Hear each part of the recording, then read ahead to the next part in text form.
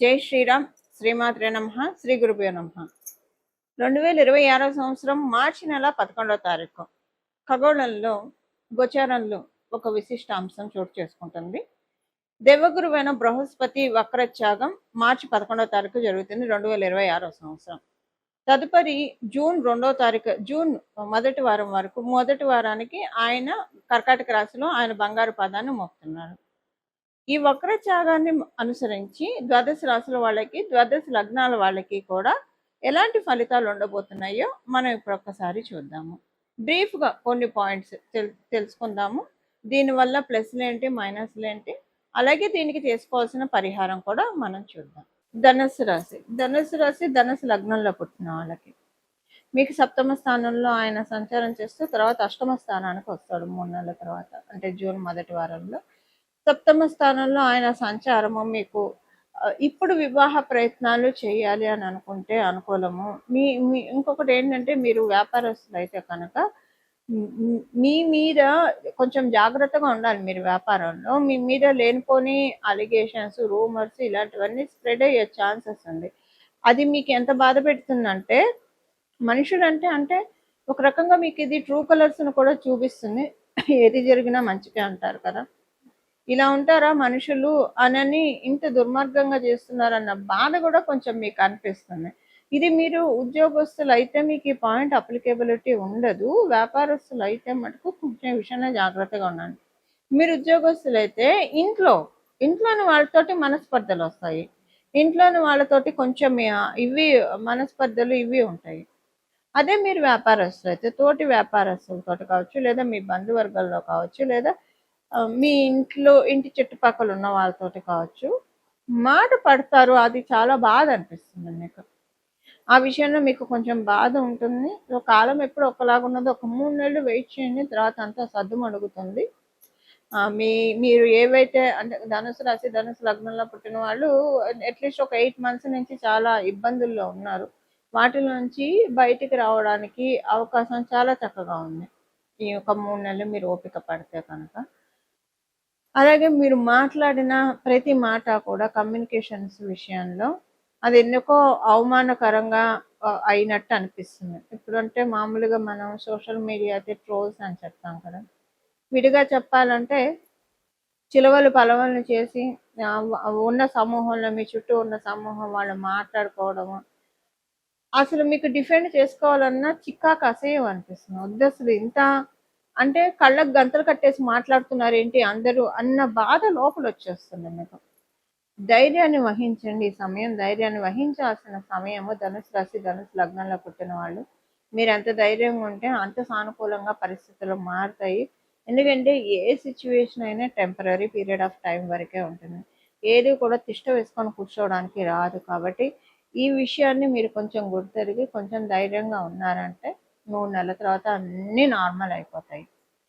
So ఈ 3 నెలల వ్యవధికి మీరు గట్టిగా చింత పెట్టుకోకండి. భగవత్ సహాయం తీసుకోండి. భగవత్ శక్తిని క్రోడీకరించుకోండి. ఎప్పుడైనా ఇలాగ జరుగుతూ ఉన్నప్పుడు మనం ఏదైనా పురాణాలు కానీ గ్రంథాలు కానీ తిరగేస్తూ ఉంటే, టైం అంతా దీనికి కేటాయిస్తూ ఉంటే ఆ వచ్చే సమస్యలన్నీ ఆటోమేటిక్గా వెళ్ళిపోతాయి. ఇలా చేయడానికి కూడా మీరు ప్రయత్నించండి. ఇవి ధనుసు రాశి, ధనుసు లగ్నంలో పుట్టిన వాళ్ళ ఫలితాలు. ఇప్పుడు చేసుకోవాల్సిన పరిహారం వచ్చి ప్రతిరోజు కూడా సాయంత్రం పూట, ఉదయం పూట, మీకు ఒకవేళ ఉదయం కుదరకపోయినా సాయంత్రం మటుకు స్కిప్ అవ్వకుండా చేయాల్సింది. సాయంత్రం 6 నుంచి 7 లోపల చేయాల్సిన పరిహారం. ఒకవేళ మీరు ఆఫీసులో ఉంటారు, కుదరదు అనుకుంటే ఇంటికి వచ్చాకైనా రాత్రి పడుకునే లోపలైనా చేయొచ్చు. పొద్దున సాయంత్రం 2 పూట్ల చేస్తే మంచిది. కుదిరిన వాళ్ళు, అవకాశం ఉన్నవాళ్ళు ఉదయాన్నే 6 నుంచి 7 లోపల, అలాగే సాయంత్రం 6 నుంచి 7 లోపల. అది కుదరని వాళ్ళు మీరు ఎప్పుడైనా సరే ఉదయాన్నే మీరు స్నానం చేసిన తదనంతరం చేయండి. ఇది వచ్చేసేసి 3 సార్లు చంద్రశేఖర అష్టకం పఠించాలి. చంద్రశేఖర పాహిమాం, చంద్రశేఖర రక్షమాం. ఈ అష్టకాన్ని, చంద్రశేఖర అష్టకాన్ని పఠించడం వల్ల ఇప్పుడు గురు భగవానుడు జీవకారకుడు. జీవకారకుడు అయిన గురు భగవానుడు కర్కాటక రాశిలో ఉచ్చ స్థానంలో ఆయన ప్రవేశించడానికి ముందుగా చంద్రశేఖర అష్టకం చదువుకోవడం వల్ల అపమృత్యు దోషాలు తొలగిపోతాయి. అంటే చంద్రశేఖర అష్టకం ఎవరైతే పఠిస్తారో వాళ్ళు యమధర్మరాజుకి భయపడక్కర్లేదు అని మనకి ఆ అష్టకంలోనే ఉంటుంది. అంటే అపమృత్యు దోషాలంటే ఒక్కొక్కసారి మనిషి ప్రాణానికి అనే కాదు, మనకొచ్చే సమస్యలు కూడా అలాంటివే. ఇప్పుడు మనకి ఏదన్నా యాక్సిడెంట్ ఏదైనా జరిగితే అది శరీరానికి జరుగుతుంది. ఓకే. ఒక్కొక్కసారి అవమానాలు కావచ్చు, లేదా పరిస్థితుల రీత్యా మనసు చాలా బాధపడుతుంది, కలత చెందుతుంది. అంటే అది మనసుకు జరిగిన యాక్సిడెంట్‌గా మనం భావించుకోవాలి. సో, ఇలాంటివేవైనా సరే మన జీవితాల్లోంచి అంటే ఏ దౌర్బల్యం అయినా సరే, ఆర్థికంగా కావచ్చు, మానసికంగా కావచ్చు, ఆరోగ్యరీత్యా కావచ్చు, ఏ రకమైన సమస్యలు ఉన్నా సరే చంద్రశేఖర అష్టకం చదువుకుంటే చాలా మంచిది. మీకు చదవడానికి కుదరకపోతే కనీసం వినండి, 3 సార్లు వినండి. 3 సార్లు చదివితే మంచిది. మామూలుగా కూడా మనకి అనురాధ ప్రతి నెల కూడా అనురాధ నక్షత్రం ఉన్న రోజు కనుక చంద్రశేఖర అష్టకం చదివినా విన్నా కూడా చాలా మంచి మార్పులు మన జీవితంలో చోటు చేసుకుంటాయి. ఎందుకంటే మనకి దీర్ఘాయువునిచ్చేది 9 గ్రహాల్లో లాంగ్విటీనిచ్చేది సాటర్న్, శనీశ్వరుడు. అనురాధ నక్షత్రం శనీశ్వరుడికి సంబంధించిన నక్షత్రం. ఈ నక్షత్రం రోజు అనారోగ్యంలో ఉన్న వాళ్ళు కావచ్చు, లేదా ఆరోగ్యం కోరుకున్న వాళ్ళు కావచ్చు, జీవితంలో అంతా సాఫీగా సుఖంగా సాగిపోవాలని కోరుకున్న వాళ్ళు, ఎవరితోటి ఎలాంటి భేదాభిప్రాయాలు లేకుండా అంతా కూడా చక్కగా మన జీవితం సాగిపోవడానికి ఇలా మనకి రకరకాల కోరికలు ఉంటాయి.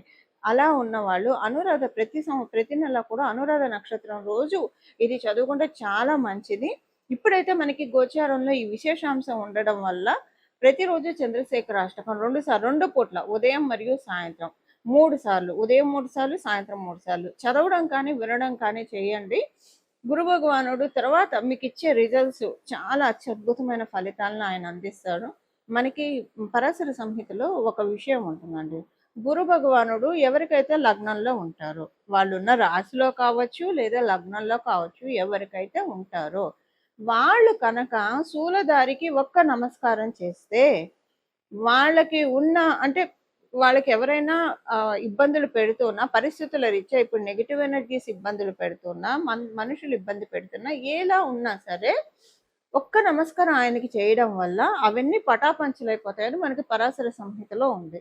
శూలధారి అంటే పరమేశ్వరుడు. మన అంటే ఇంకా మనకి శూలధారులు చాలా మంది ఉన్న మన దేవీ దేవతలు ప్రధానంగా గురు భగవాన్ అంటే పరమేశ్వరుని సూచిస్తారు. చేయడం వల్ల చాలా మంచి ఫలితాలు వస్తాయి. ఇప్పుడు అందరికీ జాతకంలో ఇలాంటి గ్రహస్థితి ఉండాలని ఉండదు కదా. అందరికీ గురు భగవానుడు లగ్నంలో ఉండాలని ఉండదు, వాళ్ళ రాశిలో ఉండాలని ఉండదు. ఉన్న వాళ్ళకి ఇప్పుడు ఇది చేయడం వల్ల ఇంకా నక్క తోక తొక్కినట్లే. లేని వాళ్ళు కూడా ఈ బలాన్ని తెచ్చుకోవడానికి ఇప్పుడు మన దగ్గర ఒక వస్తువు లేకపోతే కొనుక్కొచ్చుకుంటాము. కొనుక్కొచ్చుకుంటే మనకు వస్తుంది. అసలు కొనుక్కోవడానికి డబ్బులు ఉండాలి కదా. ఆ డబ్బులు మనం సంపాదించుకుంటే ఏదైనా వస్తువు మనం కావాలంటే వస్తువు కావచ్చు, ఇల్లు కావచ్చు, స్థలం కావచ్చు, బలం కావచ్చు, వాహనాలు కావచ్చు కొనుక్కోగలుగుతాం. సో అలా సంపాదించుకుంటే మన ఇంట్లో కూడా ఉంటుంది. అలా ఇప్పుడు మన జాతకంలో ఎవరి జాతకంలో అయినా గురు భగవానుడు లగ్నంలో కావచ్చు, రాశిలో కావచ్చు లేకపోతే దాన్ని కొనుక్కోవాలి. కొనుక్కోవడం అంటే ఏం చేయాలి? ఏం చేయక్కర్ల, మీరేం డబ్బులు ఖర్చు చేయక్కర్లా. మీ సమయాన్ని వెచ్చించాలి. మీ సమయాన్ని వెచ్చించి ప్రతిరోజు 3 సార్లు కనుక జూన్ వరకు ఉదయాన్నే సాయంత్రం చదవడం వల్ల మీ జన్మజాతకంలో లగ్నంలో లేదా రాశిలో గురు భగవానుడు ఉన్నా లేకపోయినా కనీసం 3 years వరకు మీరు అలాంటి తదనుగుణమైన ఫలితాలను తీసుకోవడానికి ఒక ఎలిజిబిలిటీని తెచ్చుకున్నట్లు అవుతుంది. ఒక ఎలిజిబిలిటీ. ఇప్పుడు ఏదైనా డిస్కౌంట్లో ఏమన్నా దొరుకుతున్నాయంటే అందరూ వెళ్ళి ఎలా తీసుకుంటాం, ఇలా గోచారంలో మనకి భగవంతుడు ఇస్తున్న అవకాశాన్ని మనం అందిపుచ్చుకుంటే కనుక గురుబలాన్ని చక్కగా పెంచుకోవచ్చు. ఇప్పుడైనా కదా, నేను మళ్ళీ ఇంకొకసారి చెప్తున్నాను, ప్రతి నెల అనురాధ నక్షత్రం ఉన్నప్పుడు కూడా చంద్రశేఖర అష్టకాన్ని 3 సార్లు ఎవరైతే చదువుతారో, శ్రద్ధతో భక్తితోటి చదువుతారో వింటారో వాళ్ళకి చాలా అంటే చాలా ఉత్తమమైన ఫలితాలు వస్తాయి. ఇలా మనందరి జీవితాల్లో మనందరం కూడా గురు భగవానుడి యొక్క అమృతపు జల్లుని, అమృతపు ఆశీస్సుల్ని తీసుకోవాలని చెప్పి మనందరి తరఫున దక్షిణామూర్తి స్వామివారిని ప్రార్థిస్తూ, పరమశివుని ప్రార్థిస్తూ మంగళం. నమో భగవతే వాసుదేవాయ.